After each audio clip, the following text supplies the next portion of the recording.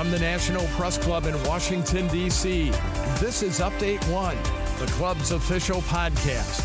It features newsworthy stories originating from the NPC facilities, as well as broader topics related to journalism, communications, press freedom, and transparency.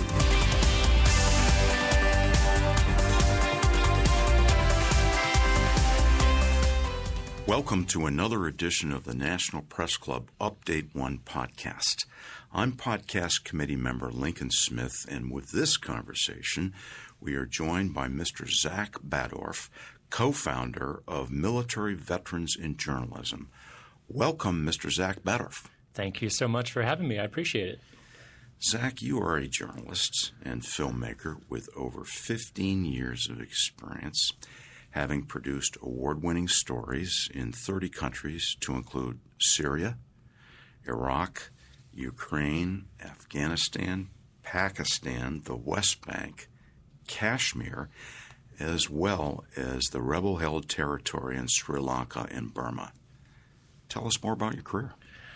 It's been quite a journey, as you can hear. I started out in the Navy, and for me, that was just a tremendous way to get into the media field. So I was doing public affairs work, telling stories about the military for the military. I did that in video and radio and print, in photo formats. And I was fortunate enough to be assigned first to Yokota Air Base just outside of Tokyo, and then secondly on USS Peleliu, an amphibious assault ship that now is decommissioned. I'm so old that my ship is no longer operational. It was just a wonderful, wonderful experience to learn more about all the branches of the military, to travel across Asia, across the Pacific, spend a little time floating around the Middle East and a little time in Iraq. And it was just a transformational period in my life, and it really set me up for success outside of the military in journalism. So I got out of the military. I knew that I wanted to get into journalism, and I applied for dozens and dozens and dozens of jobs across the country. And frankly, I hit a big old wall. It was quite a struggle, that transition breaking into journalism. The problem was I didn't have any mentors. I didn't have a network. I had great skills. Yes, it was military public affairs work, but I still was technically very qualified. But journalism is an elite field. It has high walls, and I really, really struggled to break in. Ultimately, I overcame those challenges, and I was able to work over those 15 years, as you said, cover some amazing moments in history, break some very interesting stories. I lived and worked over the years in South Sudan, Afghanistan, Central African Republic, Romania, and do some reporting in nearly 40 countries about a range of national security, foreign policy, international affairs type stories, a lot of development work as well. I just love journalism. It's an incredible, fun, exciting field where you learn something every day. That's what it's all about. But I did mention those, and so I've been very lucky in my career to do those. Right now, my focus is on strategic communications and national security. So I've shifted away from journalism these days. But I did want to continue to give back to my fellow veterans. And my co-founder and I, we sat down. His name is Russell Midori. He's a Marine in New York, turned journalist. And we both realized that over the years we had informally mentored other vets who wanted to break into journalism. And we thought, well, maybe there's a need here, some way that we can support our community and give back to those who are coming down the road from us. And we founded in 2019 Military Veterans in Journalism. And that has been just an incredible ride, growing that from Russell and I sitting in a bar trying to puzzle together what to do to now we have several full-time staff, a handful of part-time staff, including myself, and we have 1,100 members across the nation. And we have an annual convention, we have fellowships, we have a mentorship program, we have all sorts of services that we provide. And I've grown a lot as part of the experience, and I'd like to think that our members as well have gained a lot from the work that our organization does. Zach, with that founding in 2019, tell us more about the mission of military veterans in journalism. Great question. When we started the organization, we thought, well, we know we look around newsrooms and we don't see a lot of veterans, but how many of them actually are out there? So we looked at census data, which was the best thing that we could find, and we found out after crunching the numbers with a data scientist that across the nation, we know that roughly 7.5% of Americans have served in the armed forces, representing, 16 to 18 million Americans. And yet in America's newsrooms, only about maybe 2 to 2.5% of America's journalists are veterans. So vast disparity, vastly underrepresented, and our simple mission is we want to fix that. We want to get more vets in news. And that's what we're working toward ultimately. But we're also there to support those who are already in the field and advocate for vets within those newsrooms. Zach, has there always been that disparity in numbers? That's a very interesting question because if you look at the data, we know that in this country right now, a very small percentage of Americans serve in the armed forces. If you look at the Vietnam era, a much higher percentage served. So if you're looking at the present numbers, which is 1.5 million to 2 million active duty at any given time, something like that. But compared to the Vietnam era, much higher number of Americans served because of the draft and all these things. The percentage of veterans in news had been, and even back to World War II era also, it was much higher.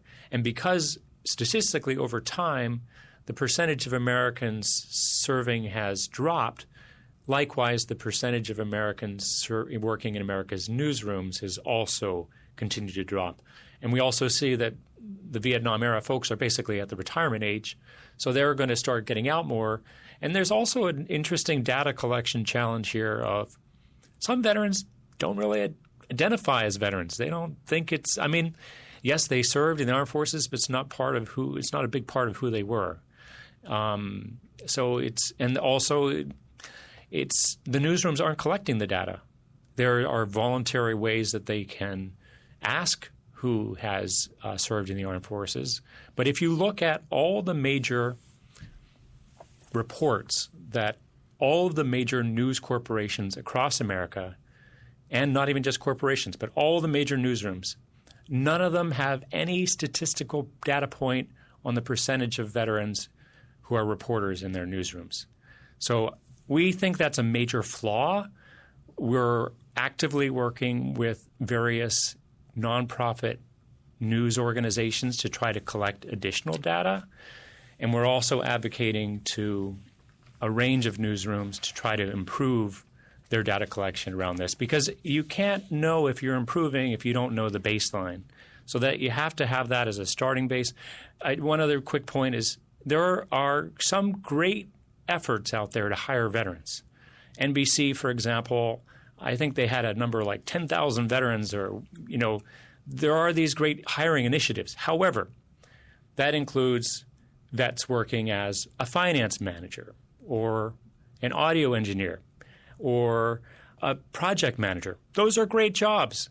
But when it comes to telling the stories of America's veterans, of the American military, of veteran affairs, we need veterans actually as journalists.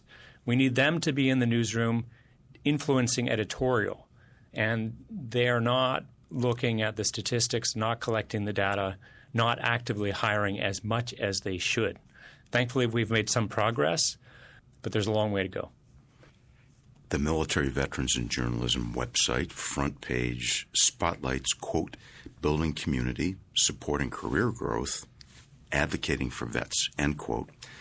Can you expand on these values? Yeah. Those are the big things that we do. We would be nothing without our membership. Our members represent who we are. They are the core and the heart of Military Veterans in Journalism.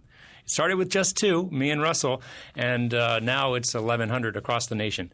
Our membership is as diverse as the nation is. So we got veterans in Montana. We got veterans in New York. We have Marine Corps, Air Force, all races, all male, female. We're a very, very diverse organization.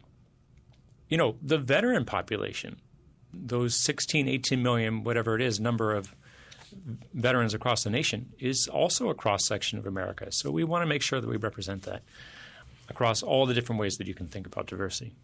That's our community. And we are the organization. We serve our community. That's what we have to do. And we also create community by bringing them together, linking them up, helping them to support each other, those sort of things. Secondly is career development. So we have a range of programs to try to bolster them in their careers. And that can be our mentorship program, thinking back to the days when I was struggling to get into journalism, bringing seasoned journalists, not necessarily military veteran journalists, seasoned journalists into. And so if you're a journalist out there just wondering, can I get involved? Yes, we want you involved. You don't have to be a veteran. To mentor up-and-coming veterans in journalism. We have fellowship program working with major outlets and collaborators to include NBC,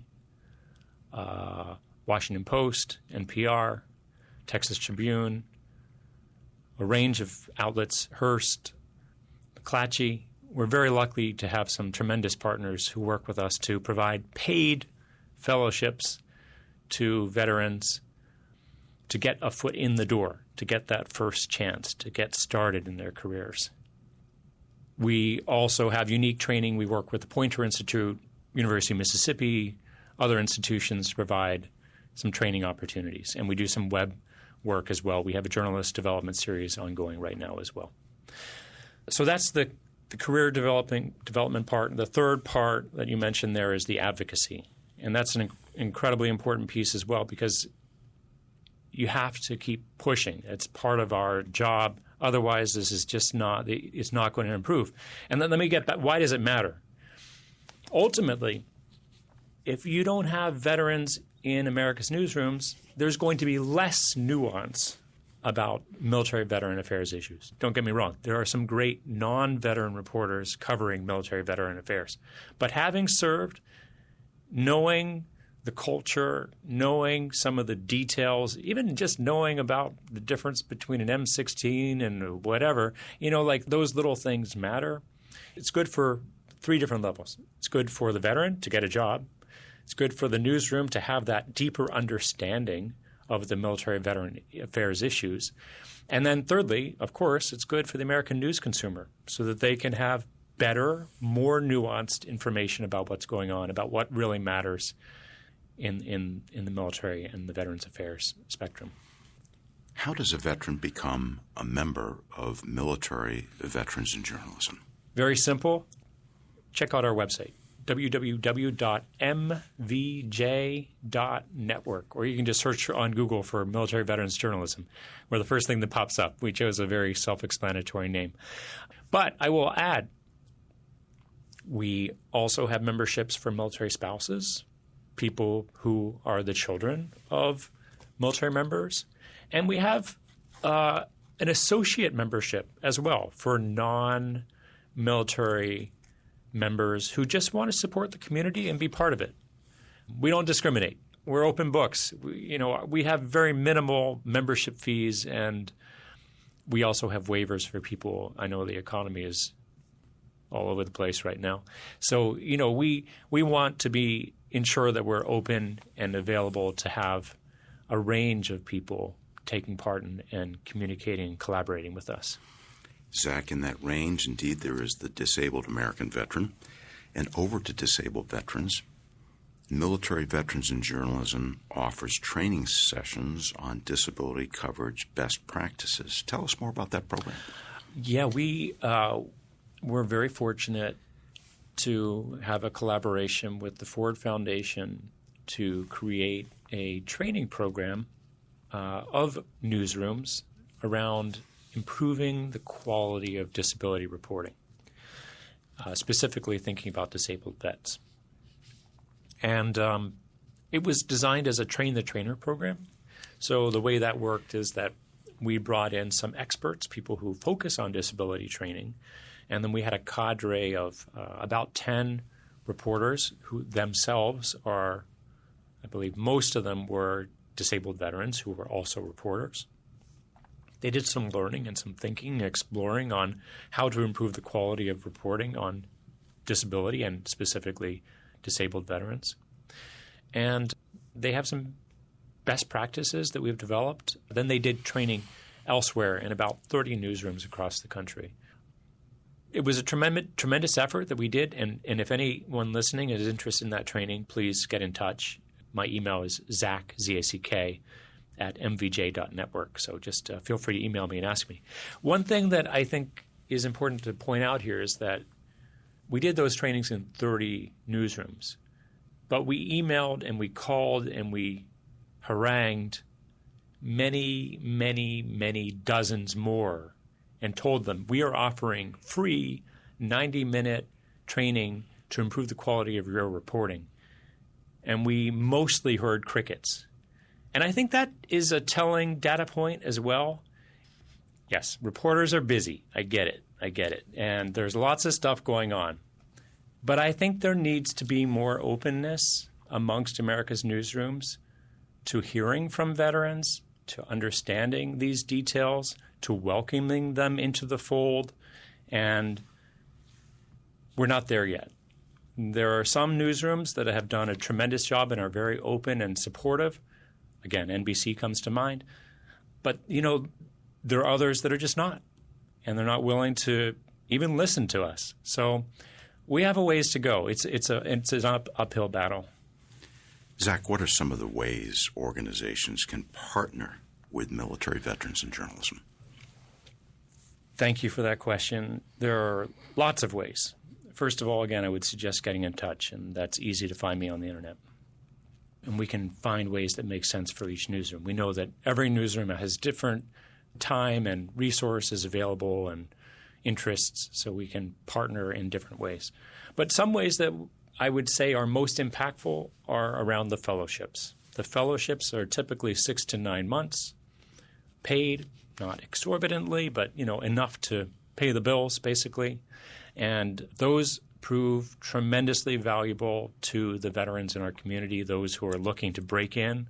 Again, I think back to my time, getting out of the military, wanted to get into journalism, but just running into wall after wall after wall. So we want to open those doors, and we want to do that in partnership with media organizations. Military Veterans in Journalism has gold and bronze categories for sponsorship, also exhibitors and supporters. Can you tell us more about current military veterans in journalism sponsors and exhibitor sponsorship procedures? Yeah, and this is part of our annual convention, and we are super excited about that coming up in July in Chicago. We are thrilled to be holding our convention on the sidelines of the National Association of Hispanic Journalists Convention. So we're just the day before at the same venue with the same hotel block in collaboration with NAHJ. So I would encourage anyone listening to consider to come and take part in the convention.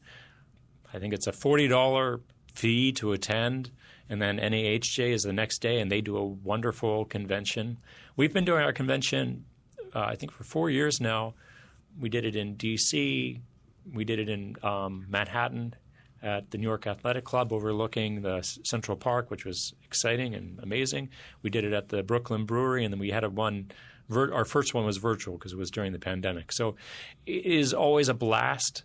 Lots of great people, lots of great panels and discussions and trainings, and I would encourage people to whether you're a veteran or not, please join us.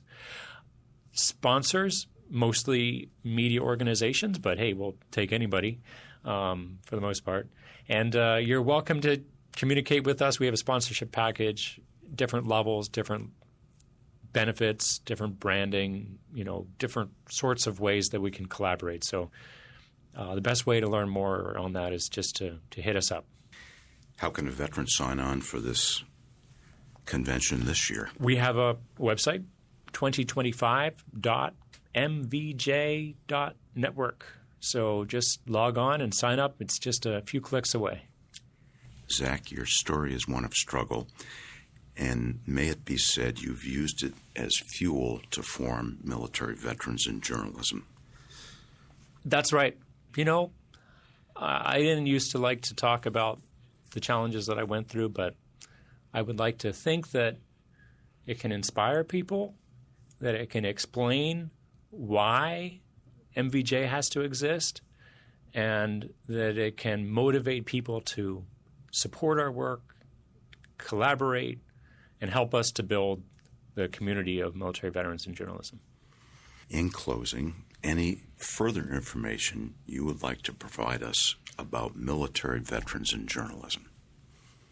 Veterans represent 7.5% of our country.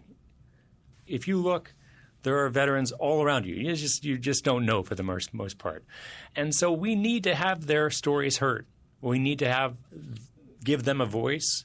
We need to have that nuance and that deep understanding of military veteran affairs inside of our news and our media coverage.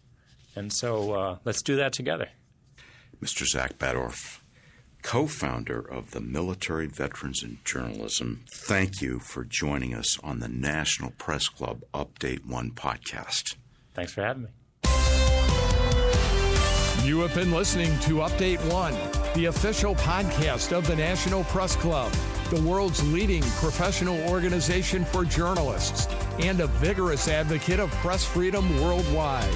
If you have any questions or comments about Update 1, send an email to update1podcast@gmail.com.